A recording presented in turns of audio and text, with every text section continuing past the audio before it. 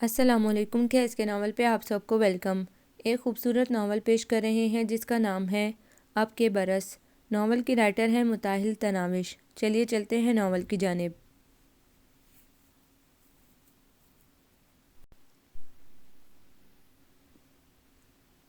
اس کے سارے وجود کو کسی نے اتنی زور سے جھنجھوڑا تھا کہ وہ ہڑبڑا کر اٹھ بیٹھا۔ اس کا سویا ذہن شناخت سے عالم بیداری میں آیا اور سامنے کھڑی تحریم کے خطرناک تیور دیکھ کر دل میں خود کو کوستا جلدی سے واش روم میں گھس گیا۔ اسی میں اس کی عافیت تھی، ورنہ اس سے کچھ بعید نہ تھا وہ غصے میں کچھ اٹھا کر اس کے سر پر دے مارتی۔ تحریم کے کالج میں آج ایک اہم پریکٹیکل تھا اور صبح اس سے جلدی کالج جانا تھا۔ اس نے رات ہی اس سے جلدی اٹھنے کے بلا مبالغہ کوئی 20 بار تاکید کی تھی۔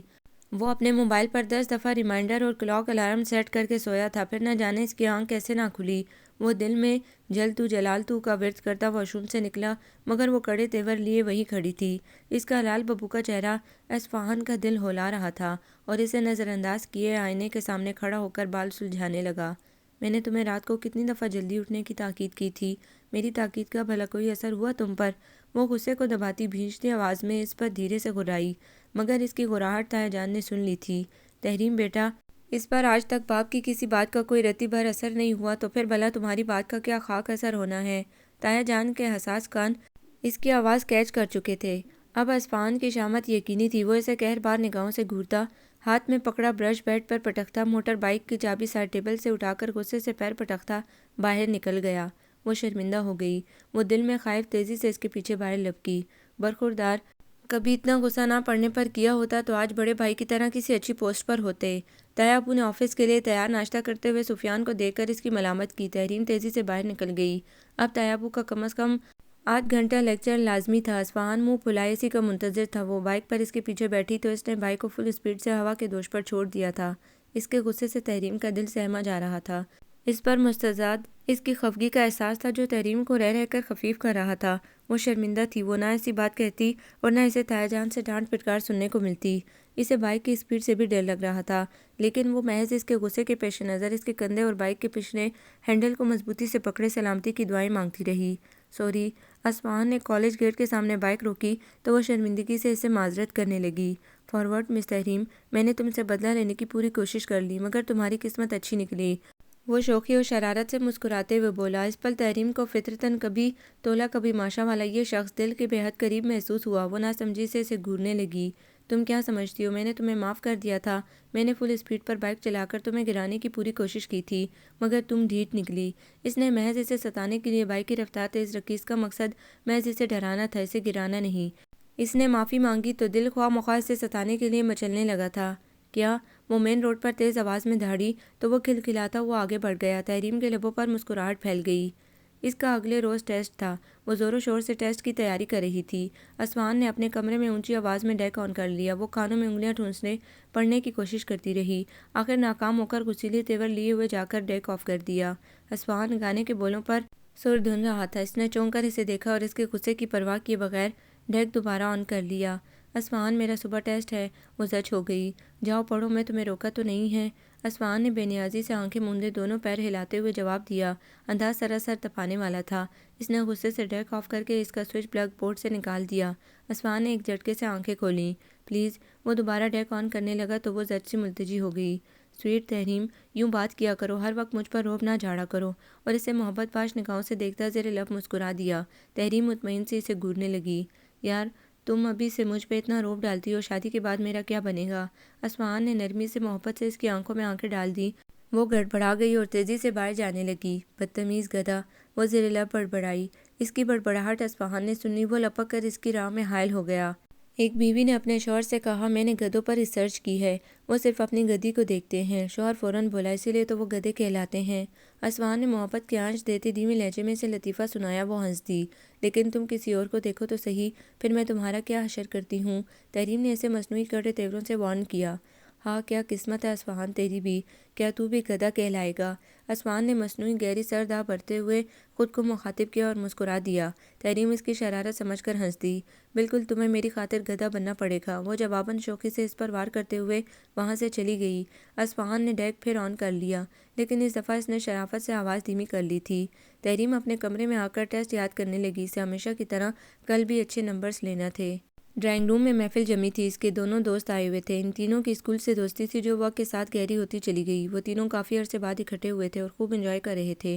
وہ تحریم سے چائے بنانے کا کہنے کے لیے چلا آیا۔ برخوردار، وہ تمہاری طرح نالائق اور فارغ تو نہیں ہے، اسے پڑھنے دو، وہ پڑھ رہی ہوگی، جو کام ہے وہ مریم کو بتا دو۔ اس کی بدقسمتی کہا جائے، ابو جی نے تحریم کے کمرے کی طرف جاتے دیکھ لیا۔ وہ مرے مرے قدموں سے مریم کے کمرے کی طرف بڑھ گیا۔ بھابھی، وہ دروازہ نوک کر کے اندر داخل ہو گیا۔ وہ ننھے فیضان کو سلانے کی کوشش کر رہی تھی۔ فیضان کو رات سے بخار تھا اور اس کی بھی آنکھ لگی تھی۔ وہ آہٹ پر ہڑبڑا کر اٹھ گیا۔ مریم نے اسے تپکتے ہوئے انگلی سے اصفہان کو خاموش رہنے کا اشارہ کیا۔ فیضان پھر سو گیا تو مریم نے اشارتاً خاموش کھڑے اصفہان سے آنے کا مقصد پوچھا۔ بھابھی، میرے دوست آئے ہیں، آپ 3 کپ چائے بنا دیں، اور ہاں، ساتھ نمکو چپس اور شامی کباب بھی بنا دیں۔ اصفہان چائے کا آرڈر دے کر پلٹتے ہوئے بولا، صاحبزادے، اپنے جیسے ویلے دوستوں کی خاطر مدارت کے لیے کچھ کمی رہ گئی ہو تو وہ بھی مریم کو بتاتے جاؤ۔ ابو جی ابھی تک وہیں تھے۔ وہ پلٹا تو اس کا پھر ان سے ٹاکرا ہو گیا۔ اصفہان خائف ہو گیا۔ وہ ان کی مزید جلی کٹی سننے سے بچنے کے لیے تیزی سے ڈرائنگ روم میں چلا گیا، مگر یہ اس کے لیے مزید شامت اعمال ثابت ہوا۔ طاہر ابو غصے سے بھڑک اٹھے۔ اس صاحبزادے نے باپ کو تو پاگل سمجھ رکھا ہے۔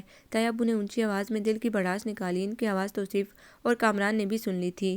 اصفہان کا چہرہ خفت سے سرخ پڑ گیا۔ وہ دونوں بھی خفیف ہو گئے تھے۔ اصفہان مارے شرم کے زمین میں گڑا جا رہا تھا۔ وہ باپ کی روز روز کی عزت افزائی کا عادی تھا، مگر دوستوں کے سامنے آپ بھی جب شروع ہوتے ہیں تو کچھ نہیں دیکھتے۔ اس کے دوست آئے ہوئے ہیں۔ بالآخر دائی کو بیچ میں کودنا پڑا۔ وہ تو دونوں باپ بیٹے کے درمیان پس رہی تھی۔ ان کی کسی نصیحت کا اصفہان پر اثر نہ ہوتا تھا اور نہ ہی نعمان صاحب ان کی کوئی بات سمجھتے تھے۔ وہ پریشان رہنے لگی تھیں۔ یہ روز روز کی چک چک ان کے لیے قطعاً ناقابل برداشت تھی۔ تم بھی مجھے ہی کہنا، کبھی اپنے لاڈلے کو نہ سمجھانا۔ نعمان نے ان پر غصہ نکالا تو وہ بھی جواباً تب گئی، آپ ہر وقت اس کے پیچھے نہ پڑے رہا کریں، وہ وقت کے ساتھ سمجھ جائے گا۔ وہ بد لحاظی اور رکھائی سے شوہر کو دیکھتے ہوئے بولی۔ نعمان کا غصہ بڑھ گیا، مگر سر جھک کر انہوں نے خاموشی اختیار کیے رکھی۔ اصفہان کے دوست شرمندہ تھے۔ وہ خود کو اس لڑائی کا باعث سمجھ رہے تھے۔ یار کیوں چپ ہو، اب یہ ڈانٹ ڈپٹ ہی میرا مقدر ہے۔ اصفہان نے ان کی شرمندگی دور کرنے کی کوشش کی تو وہ دونوں ہنس دیے۔ اصفہان ایف اے میں دوبارہ فیل ہوا تو اس کا پڑھائی سے دل اچاٹ ہو گیا۔ اس نے پڑھائی ترک کر دی اور والدین کی لاکھ نصیحت اور اصرار کے باوجود پڑھائی سٹارٹ نہ کی۔ نعمان کو بیٹے پر بہت غصہ تھا۔ سفیان نے فزکس میں ماسٹرز کر رکھا تھا اور اسلام آباد میں اچھی پوسٹ پر کام کر رہا تھا، جبکہ اصفہان بالکل اس کا الٹ نکلا تھا۔ نعمان اور سائرہ کی شدید خواہش تھی کہ وہ پڑھ لکھ جائے، مگر اس نے پڑھ کر نہ دیا۔ نتیجتاً وہ فارغ گھر ہوتا تھا اور ہر وقت باپ کی ڈانٹ ڈپٹ سنتا رہتا تھا، لیکن وہ ڈھیٹ ایسا تھا کہ اس کے کان پر جوں تک نہ رینگتی تھی، اور اس نے نہ پڑھنا تھا، سو اب بھی وہ باپ کی ڈانٹ بھلائے دوستوں کے ساتھ باتوں میں مصروف تھا۔ ان تینوں نے خوشگوار ماحول میں گپیں لگاتے ہوئے لوازمات کے ساتھ پورا انصاف کیا تھا۔ ان تینوں کی محفل رات گئے جمی رہی تھی اور ابو دل میں جلتے بھنتے رہے تھے۔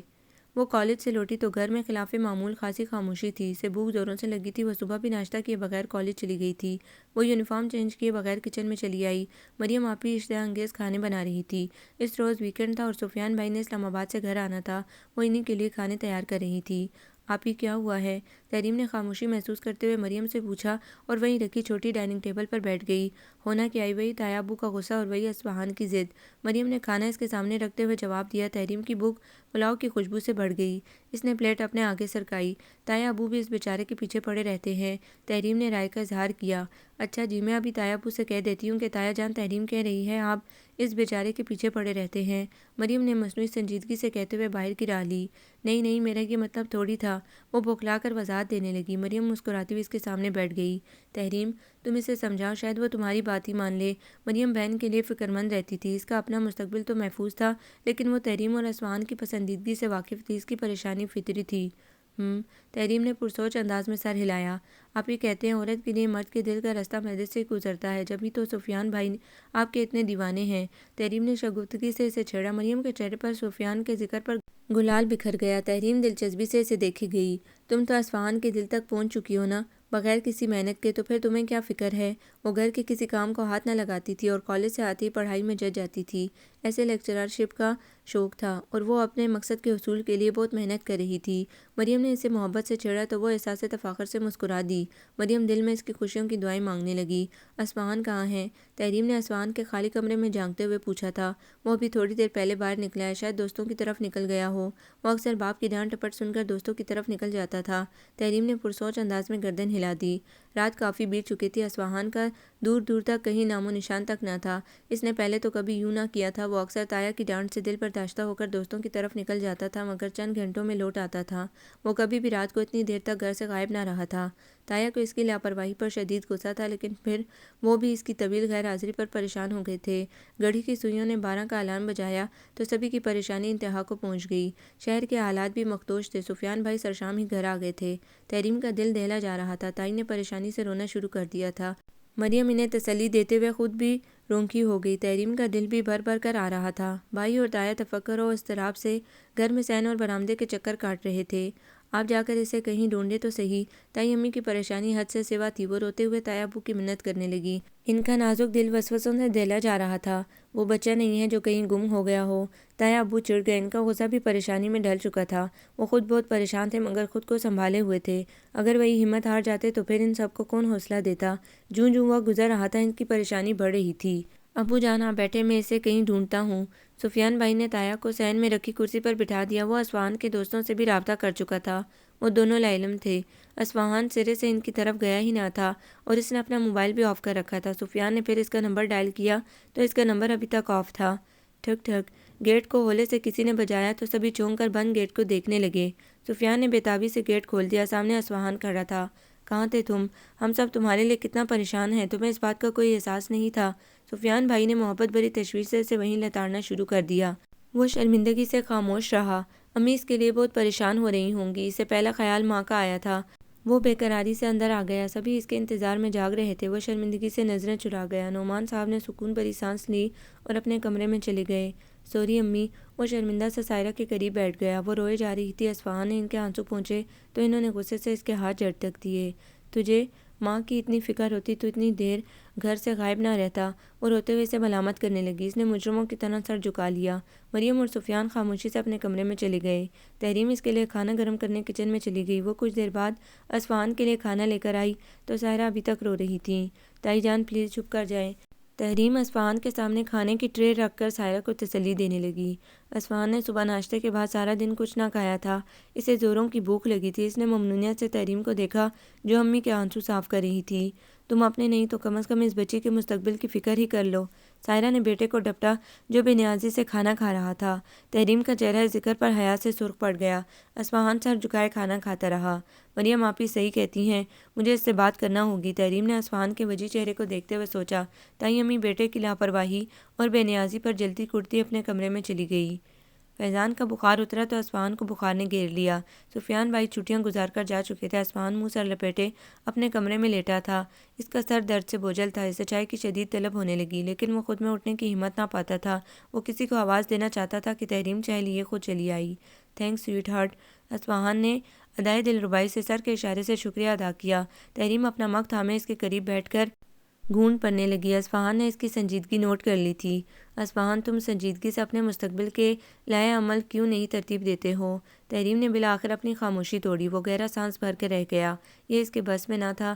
وہ دوبارہ فیل ہوا تو اس کا دل پڑھائی سے ہی اچاٹ ہو گیا۔ کیا تم ان پڑھ ساتھی سے گھبرانے لگی ہو؟ اصفہان نے غیر سنجیدگی سے اسے شوخی سے چھیڑا۔ کیا؟ وہ دکھ اور صدمے سے گھنگ رہ گئی۔ اس کی آنکھوں میں آنسو آ گئے۔ تم نے ایسا سوچ بھی کیسے لیا؟ وہ خفگی سے کڑے تیور لیے اس پر بگڑی۔ اس پل وہ اصفہان کو اپنے دل کے بے حد قریب محسوس ہوئی۔ وہ اس کی کل کائنات تھی، اس کی زندگی کا قیمتی سرمایہ۔ وہ اسے کھونے کا تصور بھی نہ کر سکتا تھا۔ تحریم میں کیا کروں؟ مجھے خود سمجھ میں نہیں آتا ہے۔ وہ بے بسی سے خود کو اس پر عیاں کر گیا۔ وہ لاکھ لاپرواہ لاابالی سہی، مگر بے حس یا خود غرض ہرگز نہ تھا۔ وہ بھی پڑھنا لکھنا چاہتا تھا۔ وہ جب پڑھنے کی کوشش کرتا تو دل فوراً پڑھائی سے اچاٹ ہو جاتا اور وہ بمشکل ایک آدھ پیج پڑھ پاتا تھا۔ تم دل لگا کر محنت سے پڑھو، میرے لیے تایا جان اور تائی جان کے لیے ہی صحیح۔ تحریم نے نرمی سے اسے سمجھایا۔ تم ہمت کرو، کامیابی تمہارے قدم چومے گی۔ تایا جی چاہتے ہیں تم BA کر لو تو وہ تمہیں PTCL کے محکمے میں لگوا دیں۔ تحریم رسانیہ سے بولی۔ نعمان خود بھی ٹیلی فون کے محکمے میں جاب کرتے تھے۔ ان کی جاب کی میعاد ختم ہونے والی تھی اور وہ چاہتے تھے کہ اصفہان BA کرے تو اسے بھی اپنی جگہ جاب دلوا دیں۔ اس طرح اس کا مستقبل تو محفوظ ہو جائے گا۔ لو پڑھائی۔ اصفہان نے برا سا منہ بنایا اور چائے کا آخری گھونٹ بھر کر خالی کپ سائڈ ٹیبل پر رکھ دیا۔ پلیز میری خاطر۔ وہ ملتجی ہو گئی۔ نہ جانے کیوں اسے آج کل مختلف وسوسے ڈرانے لگے تھے۔ وہ اسے کھونے سے ڈرتی تھی۔ وہ اس کی رگ و جان میں سمایا ہوا تھا۔ اوکے اب مجھے سونے دو۔ اس نے حامی بھرتے ہوئے تکیہ اٹھا کر آنکھوں پر رکھ لیا۔ اس کے انداز سے بددلی نمایاں تھی۔ تحریم اسے گھورنے لگی۔ تمہیں میرے لیے ایسا کرنا ہی ہوگا۔ اس نے اصفہان کو آنکھوں پر رکھے تکیہ اس کے منہ پر دے مارا اور غصے سے پیر پٹکتی ہوئی چلی گئی۔ اصفہان کی سوچ میں ڈوبی نگاہ نے اس کا دور تک تعاقب کیا تھا۔ وہ آئینے کے سامنے کھڑی تیار ہو رہی تھی۔ اس نے تیار ہو کر اپنا تنقیدی جائزہ لیا اور لبوں پر لپسٹک لگانے لگی۔ سفیان بیٹے سے کھیل رہا تھا۔ اس کی نگاہیں بھٹک کر بار بار مریم کے دلکش سراپے پر پھسل رہی تھیں۔ سفیان نے فیضان کو بیبی کاٹ میں لٹا کر اس کے کانوں میں دھیمی سرگوشی کی۔ مریم احساس تفاخر سے مسکرا دیں۔ سفیان پچھلی دفعہ چھٹی پر آیا تو وہ مصروفیت کی وجہ سے مریم کو کہیں گھما نہ سکا تھا۔ اس نے صبح ہی مریم سے شام کو تیار رہنے کا کہہ دیا تھا۔ مریم نے پرپل کلر کا سوٹ پہنا۔ وہ چاندی کا زیور پہنے بے حد دلکش لگ رہی تھی۔ وہ تیار ہو کر نکلے تو سائرہ نے دونوں کی بے ساختہ بلائیں لے ڈالیں۔ وہ دونوں بے حد حسین لگ رہے تھے۔ ان کا رخ سفاری پارک کی طرف تھا۔ انہوں نے وہاں خوب انجوائے کیا۔ سفیان نے واپسی پر گاڑی کا رخ ہالیڈے ان کی طرف موڑ لیا۔ سفیان آپ اتنے فضول خرچ کب سے ہو گئے ہیں؟ مریم کا دل ہوٹلنگ کو نہ چاہ رہا تھا۔ اس کی رائے تھی کہ وہ گھر پر کل کوئی لذیذ ڈش تیار کرے گی، مگر سفیان نے اس کی ایک نہ سنی۔ یار یہ میرے دل کی خوشی ہے جسے تم فضول خرچی کہہ رہی ہو۔ سفیان نے محبت سے اسے ٹوکا تو وہ چپ ہو گئی۔ سفیان کو کل شام کو واپس چلے جانا تھا۔ وہ مہینے میں 2 بار گھر آتا تھا۔ وہ اس کے ساتھ وقت خوب انجوائے کرنا چاہتی تھی۔ وہ دونوں رات گئے گھر لوٹے تھے۔ سفیان، مریم نے سفیان کو پکارا جو اس کی زلفوں میں چہرہ چھپائے ہوئے تھا۔ اس کی محبت بھری مخمور آواز ابھری۔ مریم، سفیان نے اس کا چہرہ اپنے دونوں ہاتھوں میں تھام لیا۔ مجھے آپ سے کچھ کہنا ہے سفیان، وہ سنجیدگی سے بولی تو سفیان بھی سنجیدہ ہو گیا۔ وہ اسے سوالیہ نظروں سے دیکھنے لگا۔ سفیان، کیا اصفہان کے لیے وہاں کوئی جاب نکل سکتی ہے؟ میرا مطلب ہے کہ وہ کہیں بھی کوئی پرائیویٹ جاب ہی کر لے۔ مریم کی تفکر بھری آواز ابھری۔ سفیان اس کی کیفیت بخوبی سمجھ سکتا تھا۔ مریم، آج کل ہمارے ملک میں بے روزگاری بہت بڑھ گئی ہے۔ بے روزگاری بڑھنے میں ایک عنصر کم تعلیم بھی ہے۔ سفیان نے نپے تلے انداز میں اسے بتایا۔ وہ خود بھی گھر کے حالات سے واقف تھا اور 1-2 جگہ اس کے لیے کوشش کر چکا تھا، مگر آج تو کوئی میٹرک پاس کو کلرک نہیں رکھتا تو اسے اچھی جاب کہاں سے ملتی؟ سفیان بھائی کے مزاج سے واقف تھا، اسی لیے اس نے گھر میں ذکر نہ کیا۔ وہ خود بھی اصفہان کے لیے فکر مند تھا۔ آپ اسے کوئی چھوٹا موٹا کاروبار کروا دیں۔ اب وہ نہیں پڑھتا ہے تو وہ بے روزگار ہی رہے گا تمام عمر۔ مریم کے لہجے میں گہری تشویش در آئی تھی۔ مریم، تم فکر نہ کرو، میں اصفہان کو سمجھاؤں گا۔ کسی بھی کاروبار کے لیے تجربہ بہت ضروری ہے۔ سفیان نے اس کی تشویش کم کرنے کی کوشش کی۔ مریم نے دھیرے سے سر ہلا دیا۔ سفیان بھائی سے بات کرنے کے لیے سنجیدگی سے غور کرنے لگا تھا۔ مریم کی پریشانی بے جا نہ تھی۔ اصفہان کی لاپرواہی اور لاابالی پن اسے بھی پسند نہ تھا۔ اسے تحریم بہنوں جیسی عزیز تھی اور اس کی خوشیاں عزیز تر۔ شام کا سرمئی اندھیرا ہر شے کو نگل چکا تھا اور رات کی تاریکی میں ڈھلنے لگا تھا۔ وہ ابھی توصیف کے ہاں سے لوٹا تھا اور اپنے کمرے میں لیٹا ہی تھا کہ تحریم آ گئی۔ اصفہان، مجھے اینا کی طرف چھوڑاؤ، وہ چادر اوڑھتے ہوئے بولی۔ وہ اپنی دوست کی طرف جانے کے لیے تیار تھی۔ اسے اینا سے کچھ نوٹس لینا تھے۔ گھر میں کوئی نہ تھا۔ اصفہان آیا تو وہ جانے کے لیے تیار ہو گئی۔ کیوں؟ اس وقت رات ہونے والی تھی۔ ان کا گھرانہ ایک روایتی اور مشرقی اقدار کا حامل گھرانہ تھا، جہاں عورتوں کو تنہا کہیں آنے جانے کی اجازت نہ تھی۔ اصفہان نے ماتھے پر تیوری چڑھا لی۔ مجھے اینا سے نوٹس لینا ہے، تو میرے ساتھ چلو۔ تحریم کے فائنل ایگزامز قریب تھے۔ وہ ملتجی ہو گئی۔ مبادا وہ جانے سے ہی انکار نہ کر دے۔ تم مجھے چٹ پر لکھ دو، میں لا دیتا ہوں، لیکن تم اس وقت گھر سے باہر نہیں جاؤ گی۔ اصفہان نے قطعیت سے انکار کر دیا۔ میں خود لاؤں گی جا کر۔ وہ جانے کے لیے بضد تھے۔ اصفہان اجنبیت و لاتعلق سے ڈیک آن کرنے لگا۔ اس کا واحد یہی مشغلہ تھا۔ وہ گھر میں ہوتا تو اس کے کمرے میں ڈیک آف نہ ہوتا تھا۔ اصفہان، لے جاؤ اسے، آخر سارا دن تو گھر پر ہی ہوتی ہے۔ مریم بھابھی نے بھی بیچ میں مداخلت کی، جو ان کی تکرار سن کر وہیں آ گئی تھی۔ گھر کیوں، کالج جاتی تو ہے۔ اصفہان بھائی اور باپ سے مختلف طبیعت کا تھا۔ انہیں بھی اپنی اقدار عزیز تھی، لیکن وہ زیادہ سخت مزاج واقع ہوا تھا۔ آخر تحریم کو ہار ماننا پڑی۔ اصفہان جا کر نوٹس لے آیا۔ تحریم کو اندازہ نہ تھا کہ وہ اتنا سخت مزاج ہوگا۔ یہ لو۔ اصفہان نے اس کے معصوم و دلکش چہرے کو مسکرا کر دیکھتے ہوئے اس کی طرف نوٹس بڑھائے۔ اس نے خاموشی سے نوٹس پکڑ لیے۔ اصفہان اسے چند ثانیے دیکھتا رہا۔ اسے ندامت ہونے لگی، آخر وہ کیوں اس کے معاملے میں اتنا پوزیسو ہوتا جا رہا تھا۔ اینا کہہ رہی تھی۔ اصفہان نے مصلحتاً جھوٹ کا سہارا لیتے ہوئے بات ادھوری چھوڑ دی۔ مقصد محض اس کی توجہ حاصل کرنا تھی، جو اسے نظر انداز کیے اسٹڈی میں مصروف تھی۔ تحریم کا رواں رواں کان بن کر اس کی سمت متوجہ تھا، لیکن اس نے نظر اٹھا کر اصفہان کی سمت نہ دیکھا۔ دونوں کے بیچ خاموشی حائل تھی۔ تحریم اس سے مکمل خفا تھی، ورنہ وہ ضرور اس سے پوچھتی۔ وہ چند ثانیے اس کے بولنے کا منتظر رہا، حالانکہ اینا نے کوئی پیغام نہ دیا تھا۔ وہ صرف اسے منانا چاہتا تھا، جس کی خفگی دل کو کسی صورت قبول نہ تھی۔ اصفہان مایوس ہو کر لمبے ڈگ برتا اپنے کمرے میں چلا گیا۔ تحریم کو اس پر تاؤ آ گیا، جو اسے پیغام دیے بغیر چلا گیا۔ وہ اس سے مزید خفا ہو گئی۔ سمجھتا کہ ہے خود کو اصفہان کا بچہ۔ وہ جلتی بنتی ٹیسٹ کی تیاری میں مگن ہو گئی تھی۔ ان کا انگلش کا پیریڈ آف ہوا تو طالبات کلاس روم سے جانے لگیں۔ چونکہ اگلا پیریڈ فری تھا سو انہوں نے کینٹین کی طرف کا رخ کیا۔ تحریم ٹیسٹ کی ٹینشن میں ناشتہ بھی نہ کر پائی تھی اور سوئے اتفاق کیمسٹری کی ٹیچر آج آئی نہ تھی۔ تحریم کو بےحد غصہ آ رہا تھا۔ تحریم تم کیوں خواہ مخواہ اپنا موڈ آف کر رہی ہو؟ اسے جتنا غصہ آ رہا تھا اینا کو اس کے غصے پر ہنسی آ رہی تھی۔ وٹ مجھے اس ٹیسٹ کی وجہ سے اصفہان، وہ بات کرتے ٹھٹک کر رک گئی اور اسے خفگی سے دیکھتے ہوئے بولی، بدتمیز؟ وہ اس کی شرارت سمجھ کر مسکرائی۔ کون بدتمیز؟ اینا نے مصنوعی خفگی سے اسے پوچھا۔ ان کی کالج میں دوستی ہوئی تھی۔ تحریم کی کوئی گہری دوست نہ تھی، وہ ایک وقت میں ایک دوست بناتی تھی۔ اس کی نرالی منطق تھی۔ اس نے بیک وقت کبھی دو دوستیاں نہ کی تھیں۔ اس کی پرائمری تک سدرا، ہائی لیول پر سارا اور اب کالج میں اینا سے دوستی ہوئی تھی۔ اس کی سارا سے گہری دوستی ہو گئی تھی۔ سارا نے میٹرک کے بعد آرٹس لے لی تھی۔ تحریم کی اینا سے دوستی ایف ایس سی میں ہوئی تھی۔ ان کی دوستی کو 4 سال ہونے والے تھے۔ تمہیں نہیں کہا ہے، ویسے تم کیا سمجھتی ہو دنیا میں صرف تم ہی بدتمیز ہو؟ اور بھی بدتمیز ہیں۔ وہ زمینی لہجے میں شوخی سے گویا ہوئی۔ اس کے لہجے میں اصفہان کے لیے محبت ہی محبت تھی۔ اینا معنی خیزی سے مسکرا دی۔ سوچ لو، میں بدتمیز کو اس کی وضاحت بتا بھی سکتی ہوں تاکہ وہاں بدتمیز کو پتہ چلے اس کی فیانسی اس کے متعلق کیا رائے رکھتی ہے۔ اینا نے اسے شوخی سے چھیڑا تو وہ کھلکھلا دی۔ ضرور، اس کے کان پر کوئی جوں تو رینگے گی۔ تحریم پر اس کی دھمکی کا مطلق اثر نہ ہوا۔ وہ دونوں ہنس پڑی۔ وہ فیضان سے کھیل رہی تھی۔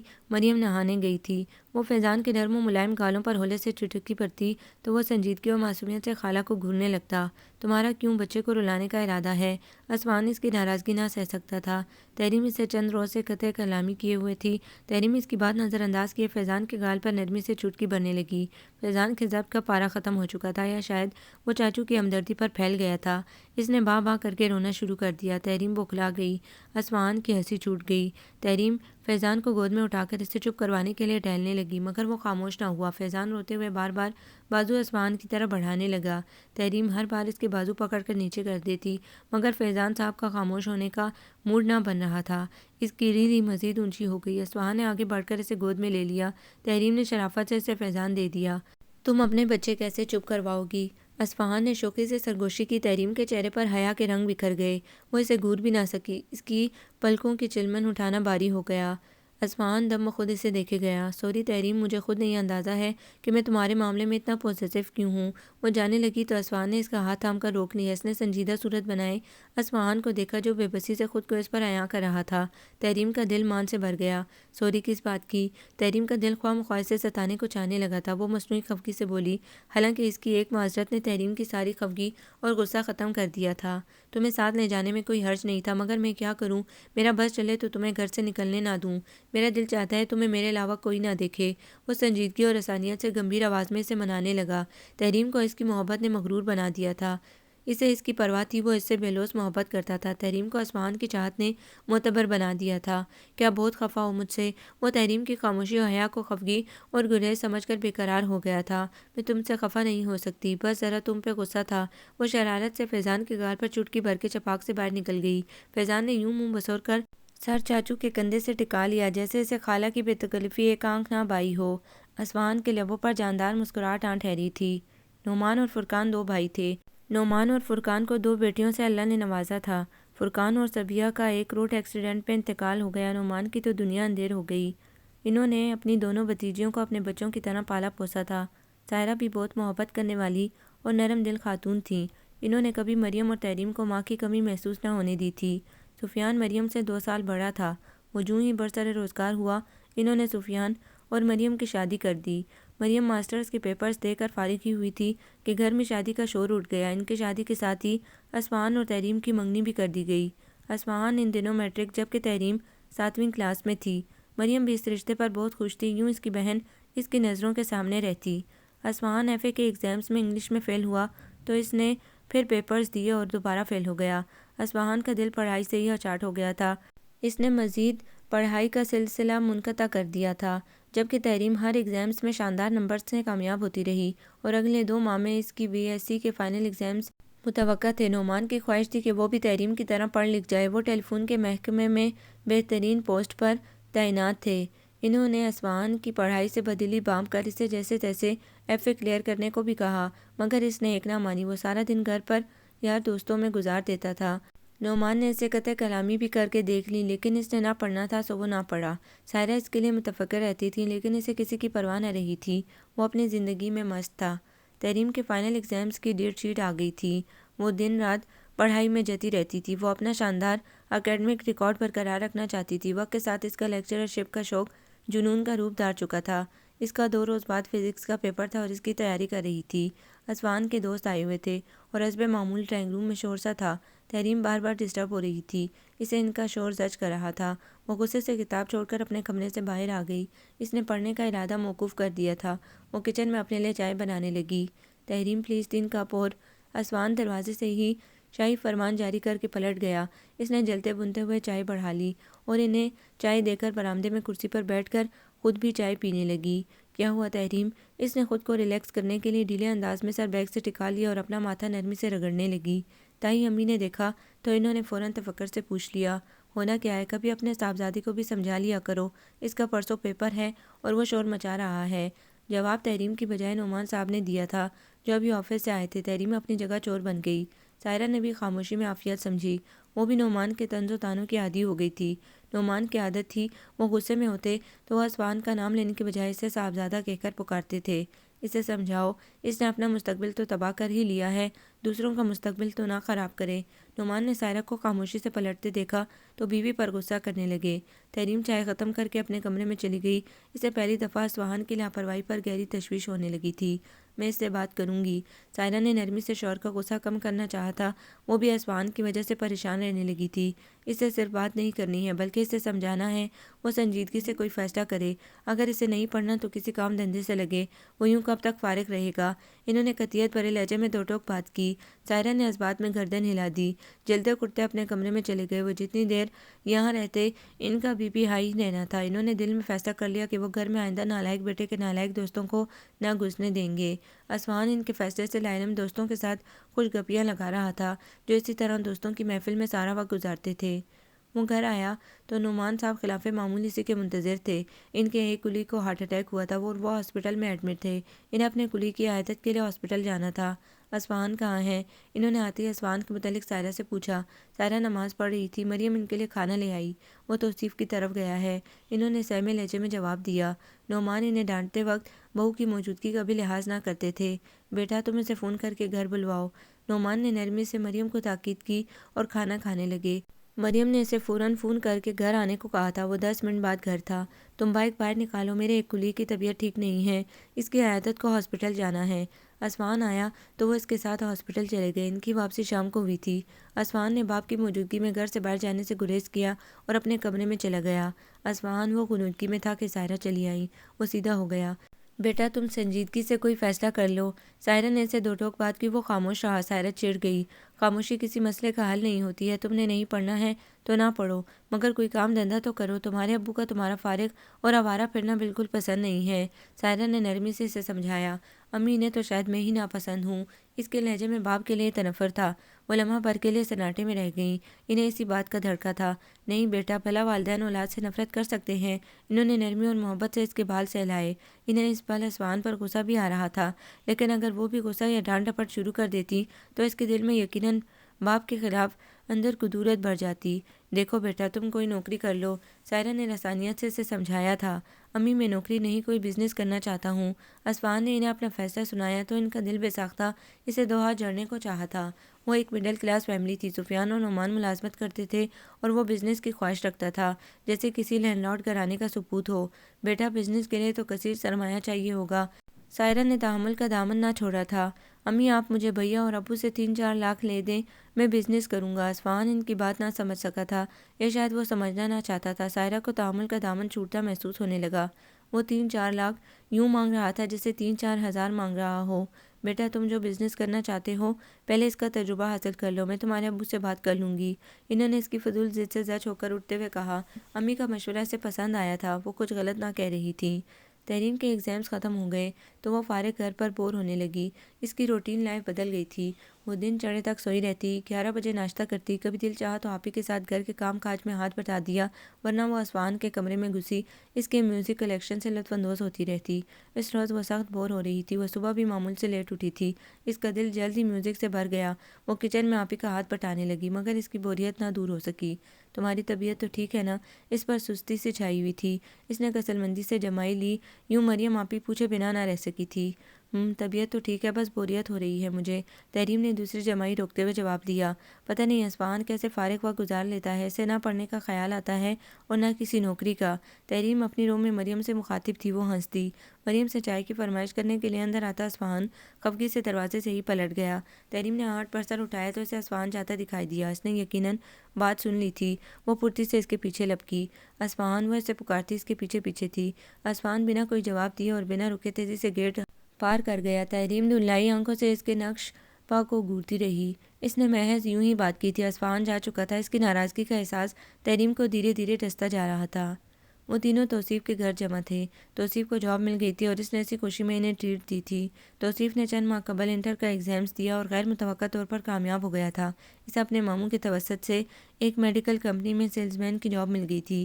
کامران توصیف کو خوب ستا رہا تھا، جبکہ اصفہان دونوں سے الگ تھلگ سا بیٹھا تھا۔ اس کا دھیان کہیں اور تھا، وہ غائب دماغی سے ان کی باتیں سن رہا تھا۔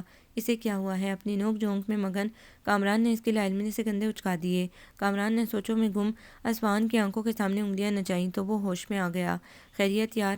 توصیف نے تشویش سے پوچھا۔ اصفہان نے خالی نگاہوں سے انہیں باری باری دیکھا۔ کیا ہوا ہے؟ کامران نے اس کا کندھا ہلایا۔ توصیف بھی اسے گہری نگاہوں سے دیکھ رہا تھا۔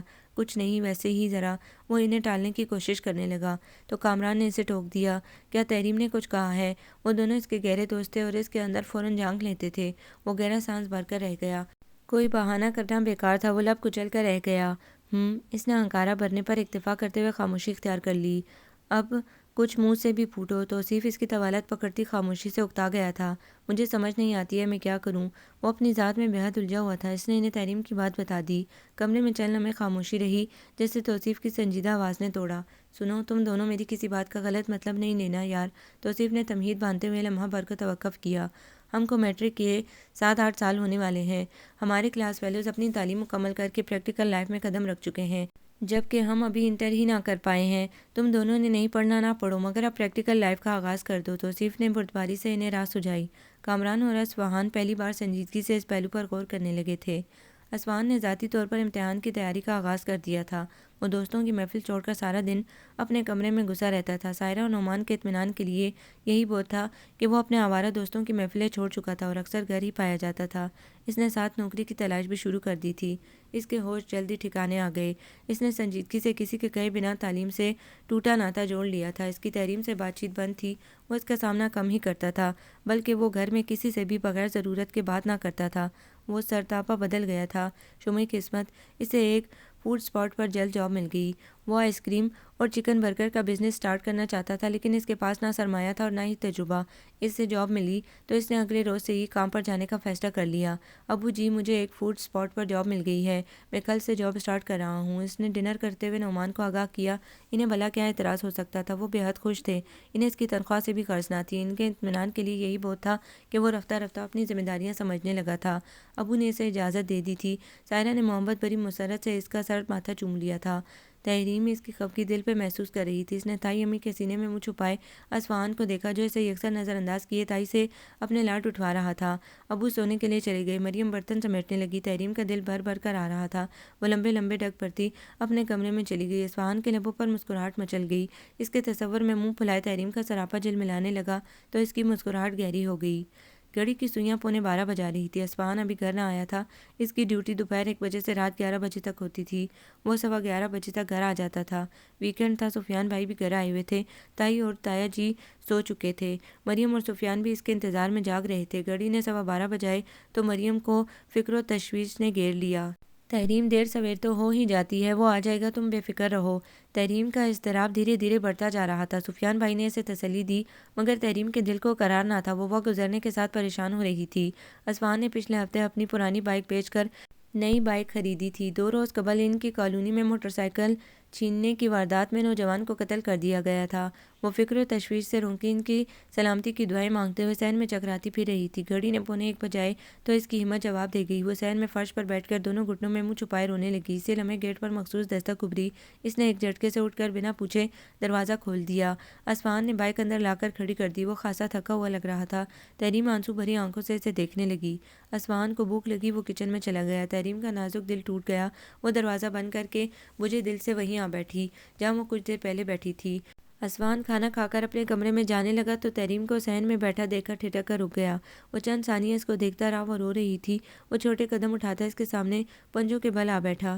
تحریم نے سر نہ اٹھایا تھا۔ اسوان نے نرمی سے اس کا چہرہ اوپر کیا۔ اس کے سامنے اگلے پل تحریم کا آنسوں سے تو معصوم و دلکش چہرہ تھا۔ ان دونوں کی نگاہیں ملی۔ تحریم کی آنکھوں میں مچلتے شکوے نے اسوان پر طاری بے نیازی کے خول کو چٹکا دیا تھا۔ تم کیوں رو رہی ہو؟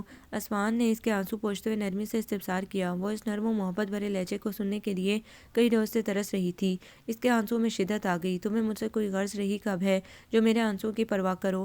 وہ شکوہ کیے بنا نہ رہ سکی۔ اسوان نے لب بھینچ لیے۔ میں تم سے خفا نہیں تھا، بس مجھے تم پہ غصہ تھا، لیکن تم نے مجھے منانے کی کوشش ہی نہ کی تو میں بھی ضد پر اتر آیا۔ تم مجھ سے بات کرو گی تو میں بھی تم سے بات کروں گا۔ وہ اس کے قریب فرش پر بیٹھتے ہوئے دور خلا پر نگاہیں جما دیں۔ میں تو ڈر رہی تھی کہ تم مجھ سے لڑو گے، تمہیں کیا ڈر تھا؟ وہ رونا بھول بھال کر بولی۔ اسوان کے لبوں پر مسکراہٹ پھیل گئی۔ اس نے جذب سے تحریم کے اس روپ کو دل میں اتارا۔ وہ جھیم گئی۔ بدتمیز! وہ جھیم کر ذیل لب بڑبڑائی۔ اس کو حیا نے گھیر لیا۔ وہ یکدم کھڑی ہو گئی۔ اوہ محترمہ تحریم، فرقان مجھ سے ڈرتی ہیں۔ اسوان نے اس کا بازو پکڑ کر اسے دوبارہ بٹھا لیا۔ تحریم اپنا بازو چھڑا کر چپاک سے کمرے میں غائب ہو گئی۔ اس سے اسوان کی پرشوق نگاہوں کا سامنا کرنا دوبھر ہو گیا۔ وہ صبح اٹھا تو سب ناشتہ کر چکے تھے۔ وہ فریش ہو کر کچن میں آ گیا۔ مریم دوپہر کا کھانا تیار کر رہی تھی۔ ابھی دکان جانے میں 2 گھنٹے تھے۔ وہ سکون سے کچن میں رکھی چیئر پر بیٹھ گیا۔ مریم نے اسے دیکھا تو اس کے لیے ناشتہ تیار کرنے لگی۔ اس نے قیمہ بھرا پراٹھا اسوان کے آگے رکھا تو وہ کھانے لگا۔ بھابھی، آپ کے ہاتھ میں کتنا ذائقہ ہے! اس نے رغبت سے کھاتے ہوئے کھلے دل سے مریم کی تعریف کی۔ مریم کو اس کی یہ عادت بہت بھاتی تھی۔ اسوان کو کوئی چیز پسند آتی تو فوراً کھلے دل سے تعریف کر دیتا تھا۔ ذرا اپنے بھائی کو بھی کسی کی تعریف کرنا سکھا دو۔ مریم نے صبح بہت دل سے سفیان کے لیے بھی قیمہ بھرا پراٹھا پکایا تھا، لیکن اس نے مریم کی تعریف تو کجا، اس کی حوصلہ افزائی تک نہ کی تھی۔ مریم نے برآمدے میں اخبار پڑھنے میں مگن سفیان کو دیکھتے ہوئے شکوہ کیا۔ میرا بھائی بہت بدذوق ہو گیا ہے۔ اسوان نے بھی جواباً شوخی سے مریم کو چڑھایا۔ کیا؟ اب تم میرے سامنے ان کی برائی تو نہ کرو، وہ مصنوعی پن سے بولی۔ اسوان نے کہکہ لگایا۔ سفیان اخبار چھوڑ کر ریلیکس انداز میں ٹانگ کے سامنے پڑی کرسی پر پھیلائے بیٹھا تھا۔ مریم نے چائے تیار کر کے کپ اسے تھمایا۔ وہ گھونٹ گھونٹ چائے پینے لگا۔ تم رات کدھر تھے؟ سفیان بھی وہیں آ گیا۔ اس نے اسوان کی دائیں طرف کرسی پر بیٹھتے ہوئے پوچھا۔ بھائی، کل ویکنڈ تھا، اکثر ہفتے کو لوگ ہوٹلنگ کے لیے نکلتے ہیں، اس لیے رات کو رش بہت تھا۔ اسوان نے خالی کپ میز پر رکھتے ہوئے دیر سے آنے کی وجہ بتائی۔ تمہارے پاس موبائل ہوتا ہے، تم کم از کم گھر فون پہ اطلاع کر دیتے۔ تحریم بہت فکر مند ہو رہی تھی۔ سفیان بھائی نے اسے سمجھایا۔ اس نے تابیداری سے سر ہلایا۔ وہ ناشتہ کر کے دکان پر جانے کی تیاری کرنے لگا۔ اسوان اب پہلے سے کافی ذمہ دار ہو چکا تھا۔ وہ باقاعدگی سے دکان پر جاتا تھا۔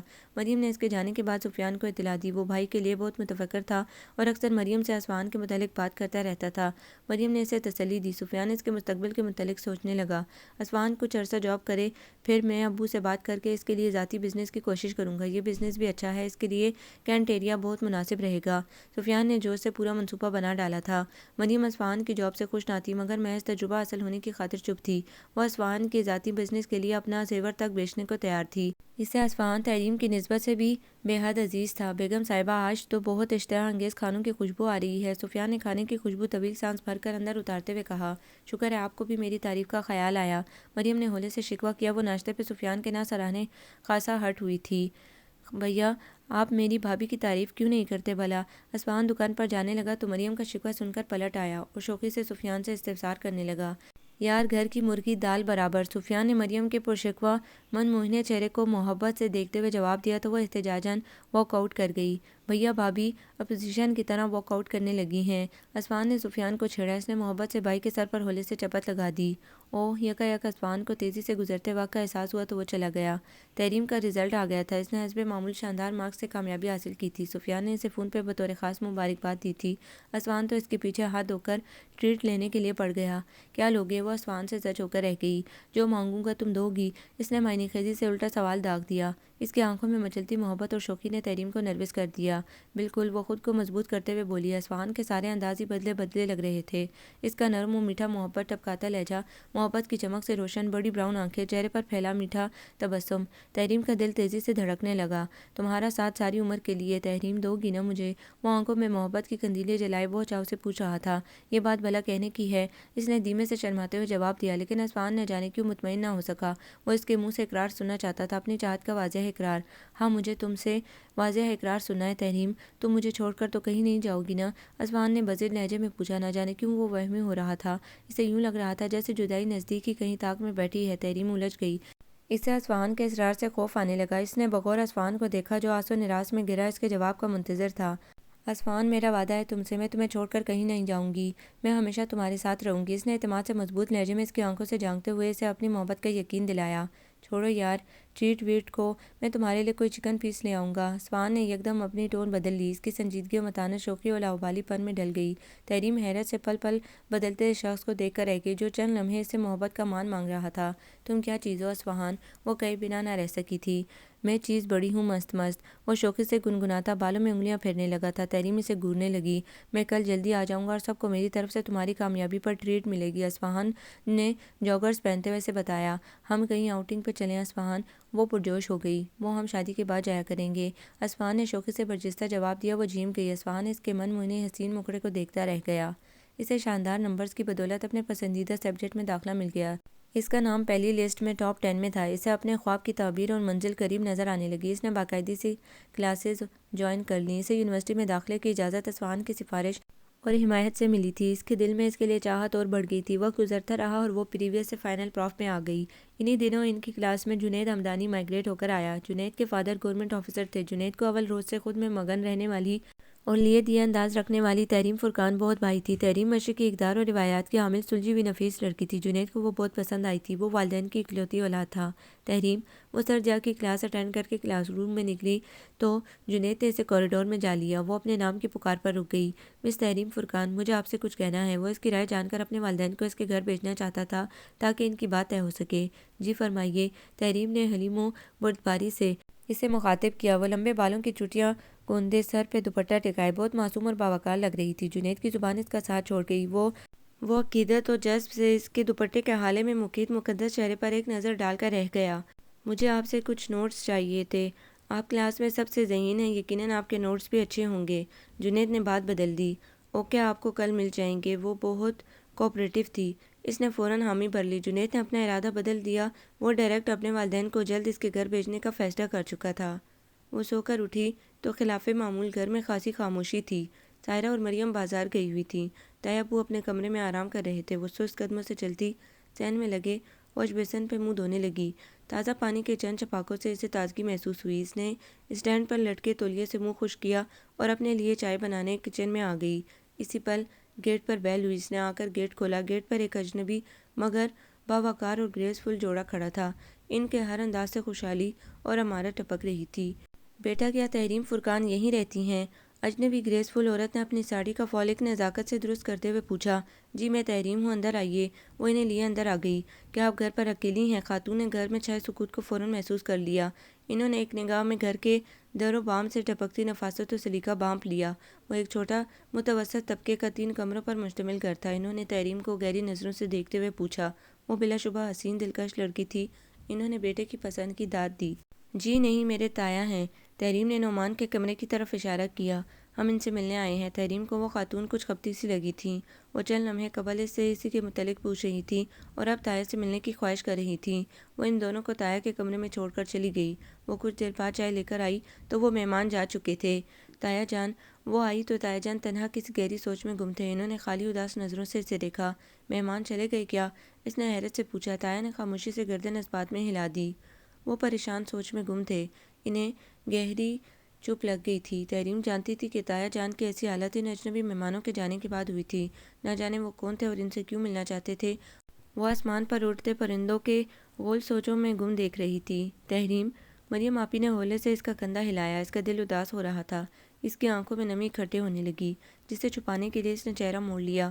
مریم نے اس کا چہرہ اپنی طرف کیا۔ بتاؤ کیا بات ہے؟ وہ پریشان ہو گئی تھی۔ تحریم نے اسے دھیرے سے ساری بات بتا دی۔ مریم نے طویل ہنکارا بھرا۔ میں بھی تایا جان کی خاموشی محسوس کر رہی ہوں۔ وہ کون تھے تحریم؟ مریم نے تفکر سے پوچھا۔ پتہ نہیں، لیکن یہ طے ہے کہ تایا جان اسی دن سے پریشان ہیں۔ تحریم کو مکمل یقین تھا۔ وہ ایک ایک لفظ پر زور دے کر بولی۔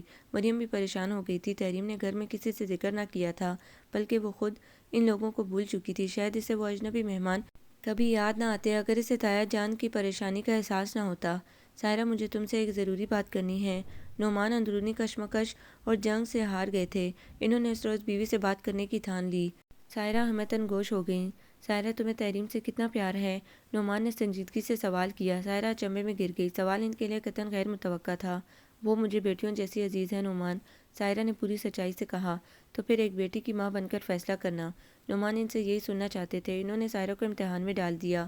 سائرہ، تحریم ہماری بیٹی ہے، اس کے لیے اصفہان سے بہتر رشتہ آیا ہے۔ لڑکا تحریم کا کلاس فیلو اور امیر والدین کی اکلوتی اولاد ہے۔ نعمان نے ضبط کا مظاہرہ کیا۔ وہ تحریم کو اصفہان کے حوالے سے بھی بے حد چاہتے تھے۔ اصفہان کا کوئی مستقبل نہ تھا، اسے ابھی خود کو اسٹیبلش کرنے میں بہت وقت لگنا تھا۔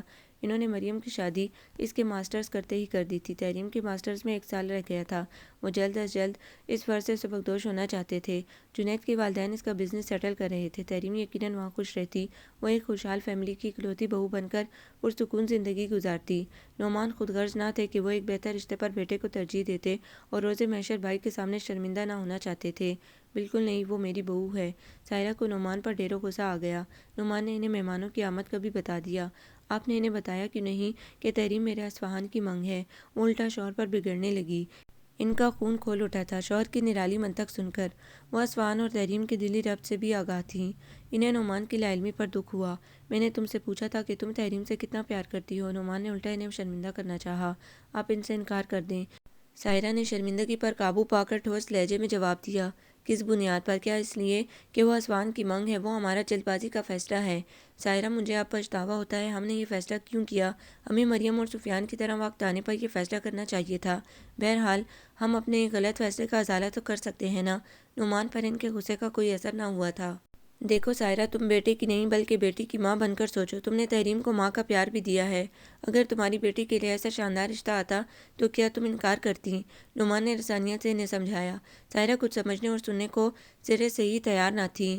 تحریم ان کے بیٹے کی محبت تھی اور بس۔ وہ غصے سے چپ رہیں۔ سائرہ، تحریم کا مستقبل شاندار ہے۔ وہ تعلیم مکمل کر کے لیکچرر لگ جائے گی۔ اس کے لیے ایک میٹرک پاس لڑکا مناسب لگے گا۔ نعمان تحریم کے باپ بن کر سوچ رہے تھے، جبکہ سائرہ بیٹے کی ماں بن کر۔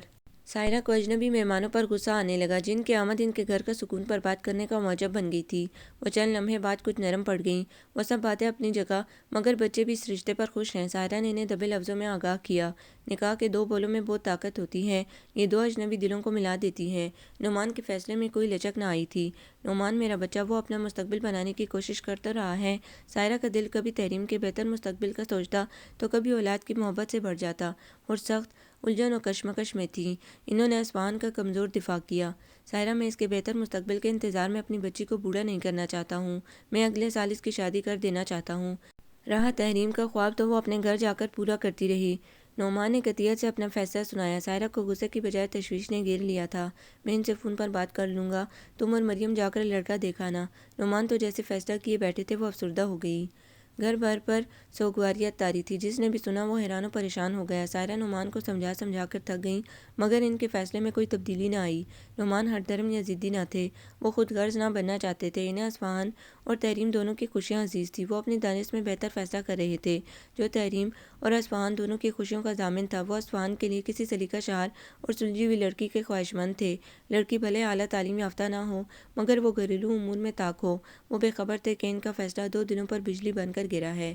سائرہ انہیں سمجھانے کی کوشش کرتی تو وہ الٹا انہیں طعنہ دینے لگتے کہ وہ تحریم کی ماں بن کر نہیں سوچ رہی ہیں، انہیں صرف اصفہان کی خوشیوں سے غرض ہے اور وہ تحریم کی فکر نہیں کر رہی ہیں۔ سائرہ ان کے طعنوں پر دم بخود رہ گئیں۔ نعمان نے ان کی برسوں کی ریاضت راگ بنا دی تھی۔ انہوں نے خاموشی سے رضامندی دے دی، مگر وہ نعمان سے صرف ضرورتاً گفتگو کرتی تھیں۔ نعمان کو پرواہ نہ تھی۔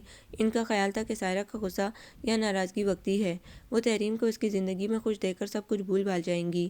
وہ انجان تھے کہ تحریم کی ساری خوشیاں اسی آنگن سے وابستہ ہیں، وہ پھر کبھی خوش نہ رہ پائے گی۔